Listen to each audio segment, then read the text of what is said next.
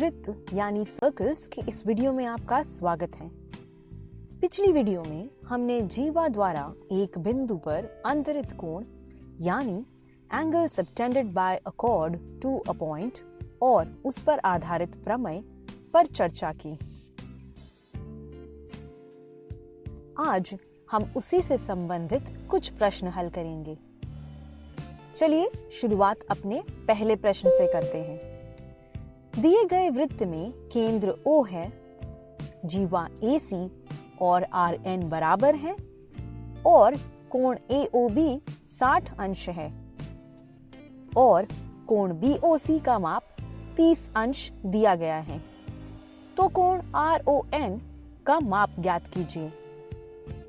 दोस्तों, हमें दिया हुआ है कि जीवा AC और RN बराबर हैं, इसीलिए कोण AOC और कोण RON बराबर होंगे क्योंकि वृत्त की बराबर जीवाएं केंद्र पर बराबर कोण अंतरित करती हैं। और आकृति को देखें तो कोण AOC कोण AOB और कोण BOC से मिलकर बना है, इसलिए हम इसे इस प्रकार लिख सकते हैं। हमें कोण AOB का माप 60 अंश और कोण BOC का माप 30 अंश दिया है। यहाँ उनका माप रखकर हम कोण AOC का माप ज्ञात कर सकते हैं। हमें कोण AOC 90 अंश मिला। दोस्तों, अब समीकरण 1 को देखिए। यह दोनों कोण एक दूसरे के बराबर हैं, इसीलिए कोण RON भी 90 अंश का होगा। चलिए आगे बढ़ते हैं अपने अगले प्रश्न की ओर। दोस्तों, दी गई आकृति में जीवा PR और LN बराबर हैं और कोण ROL का माप 100 अंश दिया है। तो कोण POR और कोण LON का माप ज्ञात कीजिए। वीडियो पॉज कर आप इसे हल करने का प्रयास कर सकते हैं। दोस्तों, आकृति को ध्यान से देखिए। कोण ROL 100 अंश के बराबर है, यह हमें दिया हुआ है, और कोण PON बराबर है 180 अंश के, क्योंकि यह एक रुजु कोण यानी स्ट्रेट एंगल है और PN वृत्त का व्यास है। आप देख सकते हैं कि कोण PON, कोण POR, कोण ROL और कोण LON से मिलकर बना है, इसीलिए हम इसे इस तरह लिख सकते हैं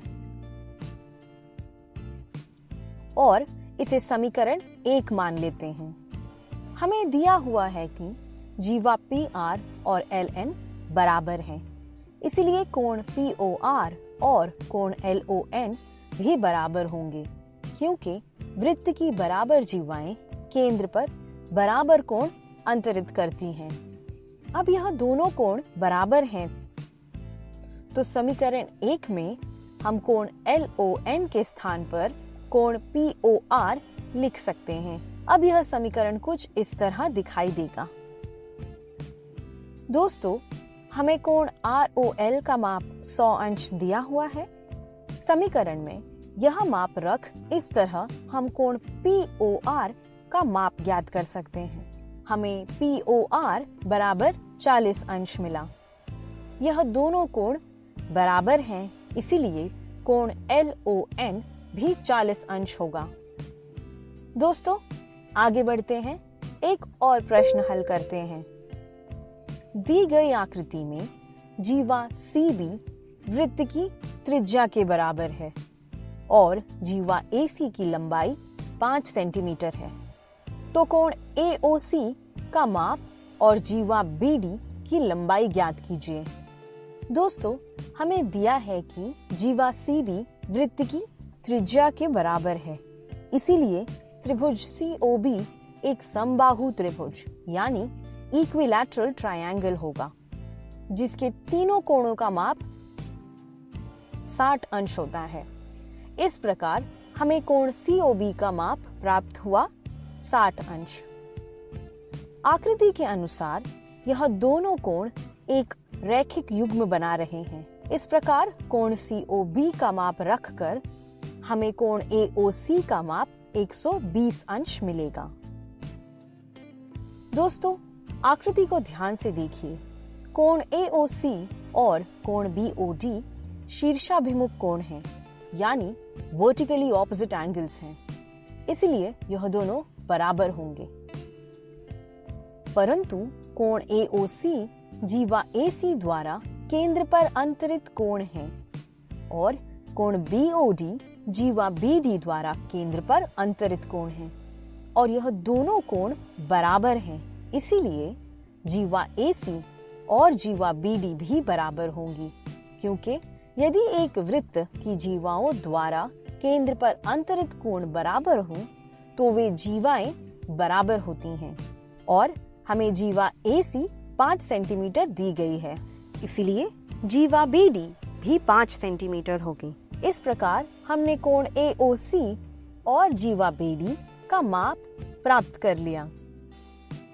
जाते जाते यह रहा आपके लिए एक प्रश्न। दी गई आकृति में जीवा RS द्वारा अंतरित कोणों की पहचान कर उनके नाम बताइए। दोस्तों, इस सत्र में बस इतना ही।